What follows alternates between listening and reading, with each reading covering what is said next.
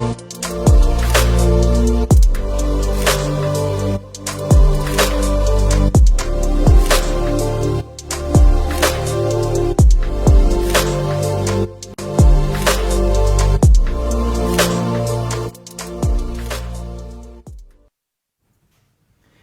morning, Malta and Gozo, and welcome to another edition of Lovin Daily. My name is John Kaxxaturi, and today I'm joined by Tim Diacono. Tim, how are you? Good morning, Jay.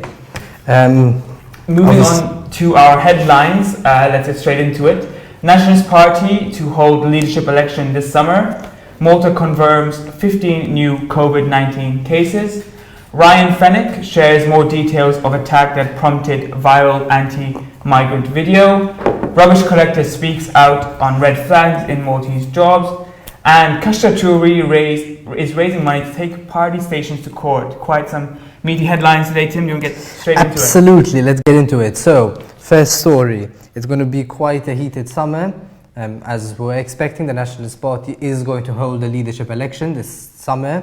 There was a vote taken over the weekend at the General Council, and the councillors voted quite convincingly to hold the leadership election this summer.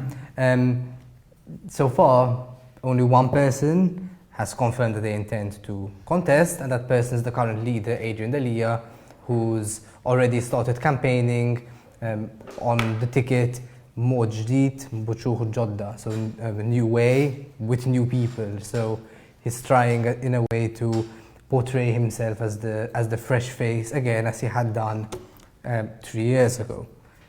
There are other names who have been mentioned, specifically Bernard Grech has declared his interest in contesting. Therese Comodini Kakia has as well. Roberta Metsola is kind of in the middle, and perhaps even Mark Anthony Samut, and maybe even Franco De Bono, who could be a bit of a wild card. However, there's probably a lot of politicking going on behind the scenes to see who will contest against Adrian Dalia. Let's not forget that he's quite a formidable campaigner. He also does have the party media behind him technically, and he's not going to be easy to beat. Who would you like to see as the leader?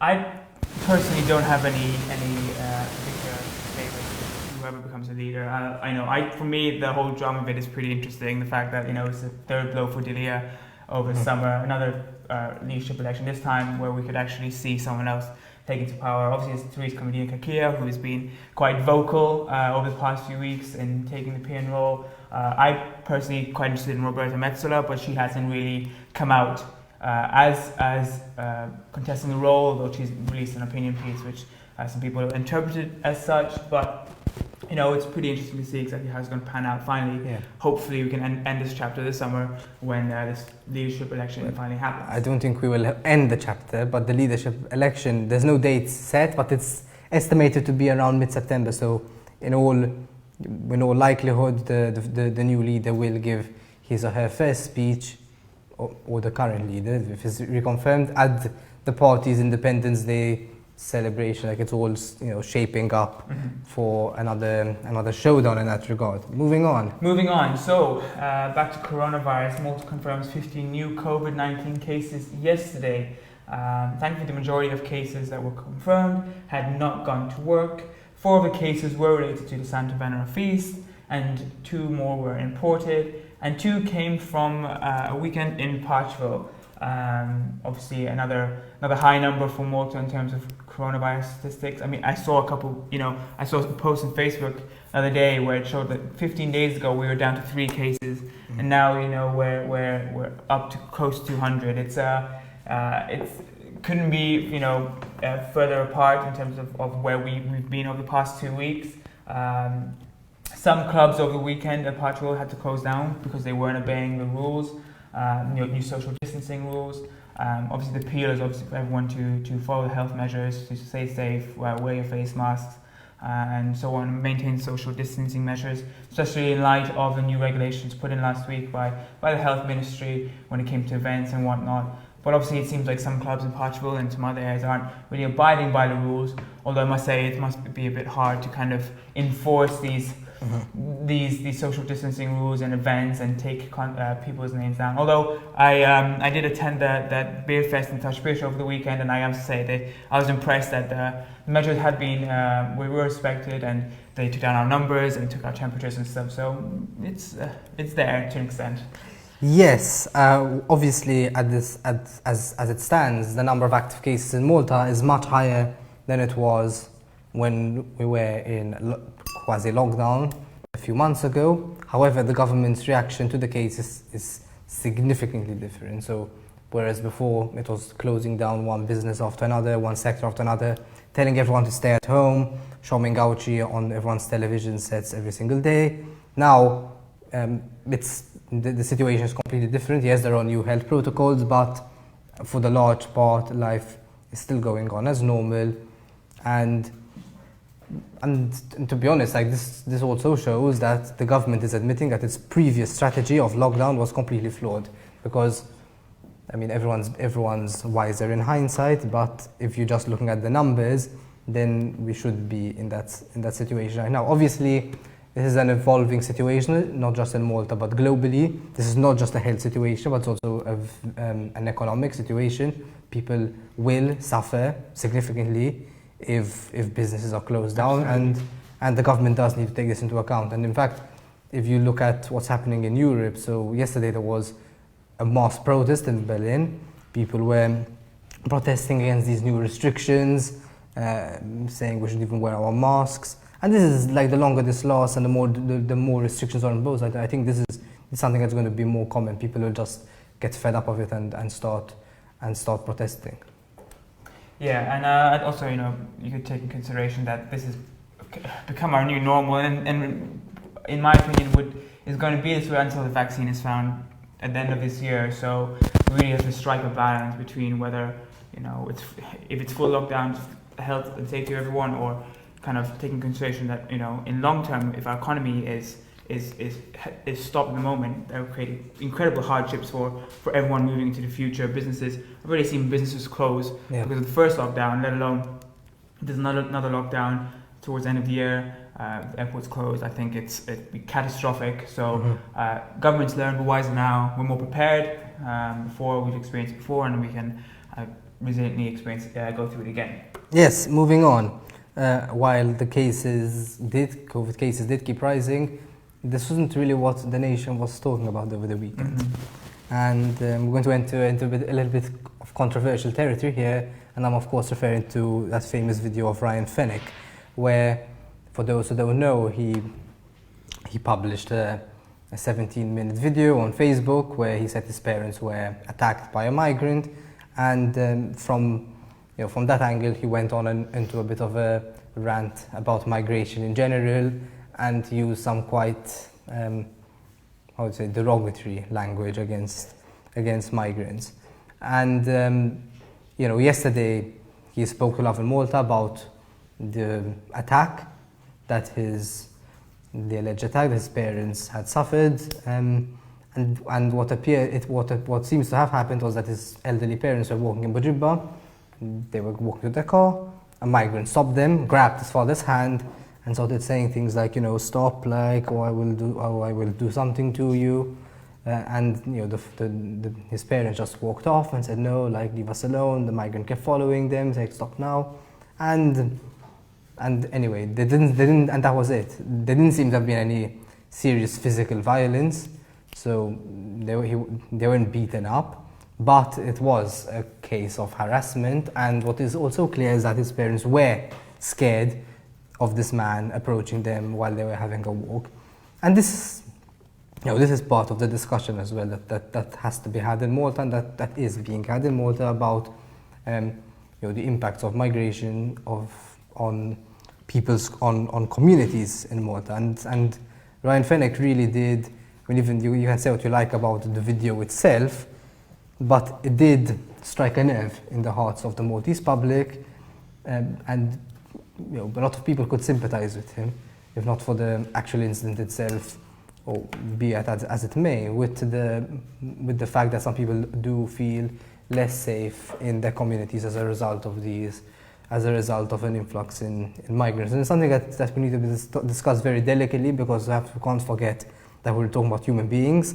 We're not, at the end of the day, these are people, some of whom have really suffered a lot to get to Malta. But we cannot ignore these impacts on people's communities either, right? No, exactly. I mean, I'll say it as it is. It was an emotional video that turned into a racist rant. I believe it did come from a genuine place, but it ended up being an ugly video at the end of the day. But you can't, and he did pay the price.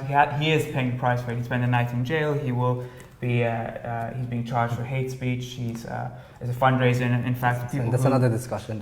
People who support him, but at the end of the day, like you said, he struck a chord with the Maltese people, and I don't think the solution here is to ignore it, to brush it aside. You know, it gained a lot of traction without the help of Lovin Malta, and this is a topic that needs to be discussed. I think doing what other media houses did and brushing it aside, pretending it doesn't exist, isn't the solution either. So you know, obviously what he raises resonated with a lot of people. A lot of people shared out. A lot of people are supporting him. Like I said, there's a fundraiser to help him pay for his legal fees and whatnot. But so there's a backlash against the way he was, he was arrested and charged by the police.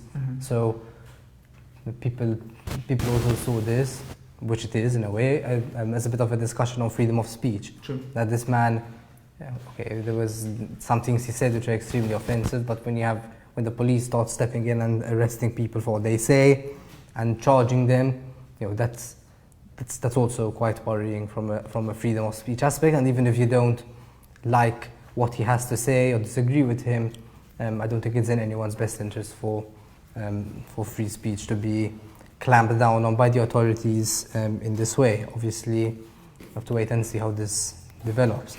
And moving on, it's also part of this discussion on migration, right? But from a different angle. Exactly. So a rubbish collector spoke out on the red flags he's been facing in Malta's job. Now, Kenyan father of two and a master's student here at the University of Malta, Dave, uploaded a post on Facebook a couple of days ago, basically describing this incident he went through with his boss, where he was told that he couldn't rest, right, or he couldn't take a break from his job, and if he did, he would get fired. Obviously that sparked quite a reaction online. Especially everyone when you're out in this sweltering summer heat. Collecting rubbish isn't an easy job, to say the least, for sure. One of the harder jobs out there, and to have a 5-minute break to sit down and then be threatened, to be fired because of it is egregious for sure and disgusting. And for him, the incident showed. He spoke to Lovin Malta, and the incident showed him that he wasn't going to be treated fairly as a Kenyan migrant here in Malta. Again, going back to the topic of immigrants in Malta, and it kind of exposes the sad reality in Malta that some employers feel that they can get away with treating others cruelly and whatnot. To him, the whole incident was a red flag. I think it should be a red flag to all of us. There are these kind of disenfranchised communities here. He may be a garbage collector, but at the end of the day, he's a father. He's a father of two. Yeah. He's got a wife. So he's a master's student as well. So he's an intelligent guy. And for his employer to, discriminate him or tell him that he can't have a 5-minute break during his job is ridiculous. And in fact, when he spoke to us, it wasn't the only incident, or he wasn't the only victim in terms of his employer. There was another one, I believe, who was slightly late to his job. I think 10 minutes late. His employer called him up and told him you're fired. Yep. What do you make of this, Sam? So there's two red flags. The first one is, as you said, it does seem to be quite abused against migrants. Does seem to be more common for the simple fact that they don't have the support structures and support networks that Maltese people do. I'm not sure about this particular person, but as a general rule, it's often the case. They don't even have bank accounts. They don't have people who can support them. However, there's also another red flag over here, which I need to bring up, which is the red flag of allowing the economy to disintegrate and to get damage, and for people to lose their jobs. Because when this happens, my fear is that cases like this will become more frequent. Why? because there'll be fewer jobs on the market, more people battling for the jobs, and employer, it would be easier for employers to mistreat or even abuse their employees because they know they're not going to quit on them, and then cases like this will become more frequent, unfortunately. So this is also, no, exactly. This is part of the discussion that does need to be had, even in terms of COVID-19, and when talking about restrictions that should or should not be imposed. And finally, something a little bit different. So Kaxxaturi, Lovin Malta's show, presented by our own John Malia, is raising money to start a constitutional case against political party-owned stations. So this means One and Net. Now, the reason for this campaign is that the Broadcasting Act specifically says that news and current affairs programs should be impartial, but over the years, obviously One and Net aren't, but over the years there seems to have been this agreement, not a written agreement, like a gentleman's agreement in a way that they balance each other out. So you have propaganda from one side balanced out by propaganda from the other side. The problem with this is obviously it renders the whole law, the whole part of the constitution like a complete joke, because if you're going to promote non-bias in current affairs, you can't have political parties running their own propaganda stations. Now, we're going to try and file a case against this and see what the Constitutional Court has to say about it. This is something that's happened, it's been happening for years, for decades, and it's been a state of play of Maltese broadcasting live for a long time. In fact, it's come to a point where I'm sure a lot of people don't even realize that it's wrong because it's something that we've grown so used to. In fact, how many European countries do political parties own media houses? I believe we are the only one. We are indeed the only one. I mean, it's pretty ridiculous. Like you said, I mean, people are brought up thinking this is okay, this is right, and I'm sure a lot of people weren't aware of the situation of actually what's in play here and what's at stake here. Given that the press and freedom of press is fourth pillar of democracy here, and clearly it's not impartial in this sense, and it's a pretty big deal. It's a pretty big deal, and actually we should be embarrassed that we're the only European country that has this kind of framework when it comes to the media here. Should we be embarrassed as well that no one's challenged it for so many years, that we've allowed it to become normalized, that we allow our children and everyone to grow up listening, either following One News or Net News, and not giving freedom to kind of format their own opinions, and then they grow up and they've essentially been brainwashed into thinking one specific way without giving the opportunity to develop their own thoughts on certain subject matters and stuff. The toxic environment, and Kaxxaturi is here to end it. I mean, we've raised €2,400. 2,400 euro as of this morning. Which is less than 12 hours. The initial aim is, target here is 3,500. So if you want to be part of the change, part of the cause, and then check out our website, www.kaxxaturi.com. We also have another campaign going against the misuse of funds by ministers, another topic we're passionately tackling, and it's still going on. Obviously, this is coming in the context of a new proposed law to regulate online shows like The Sun as well, and to impose broadcasting laws on them as well, which I find completely funny that that we're talking about this, whereas political parties seem to be allowed to do whatever they want with no repercussions whatsoever. So maybe now is the time to start changing this. Absolutely, and if you want us to keep bringing you the news every day and not be regulated by Broadcasting Authority, and go ahead and sign a petition and support us on that case. On that note, I'd like to thank you for joining us this morning. Wish you a great week ahead and a day full of loving. Bye-bye.